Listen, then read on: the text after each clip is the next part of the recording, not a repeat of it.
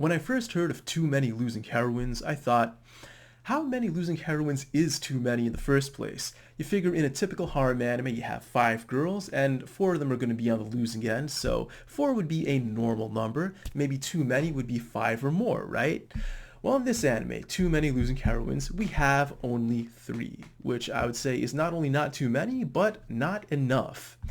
In any case, that flagrant false advertising aside, this is actually a very good premise. You take stuff that happens at the end of an anime typically, which is girls getting rejected, and you move that to the beginning.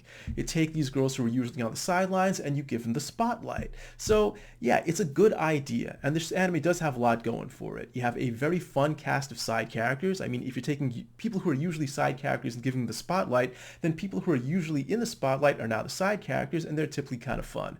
This is, and I always have to qualify myself when I say this, but it is a good-looking anime in my opinion. Feel free to roast me in the comments if the animation or art or character designs are actually garbage, but I think it looks perfectly good. The anime does get off to a very good start, and the comedy is really on point, surprisingly. A lot better than some of the other anime I've been watching recently.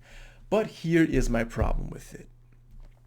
It feels very much like an anime about how women process feelings as written by a man. And most likely a man who's a lot like the main character here, Nukumizu-kun, who doesn't really have any friends, doesn't have a girlfriend, whose only experience with women is basically his little sister, a loner basically. And the reason I say this, and of course I haven't actually checked what the gender of the author is, once again, if this is a man or if it's not a man, feel free to roast me in the comments, but the way the women process their feelings in this show, the way they talk about their feelings, it's just way too rational, way too logical, way too understandable to the male point of view. And once they're done talking their way through their feelings in a very rational manner, they're all suddenly very positive and supportive of one another. And that's just not how women think.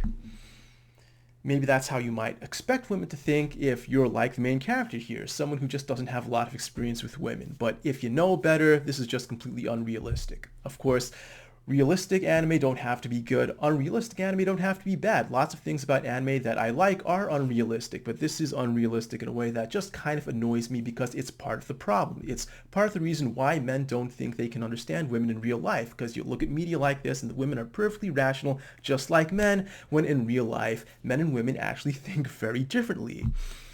Well, if you don't mind that, as I may not have minded long ago in the past, then this is an anime that's probably going to be a lot of fun for you. But if it annoys you like it annoys me, it's a single plus anime right now, although I could easily see it getting into double plus territory when the second season or second core comes out, because there's still a lot of story that has yet to be told.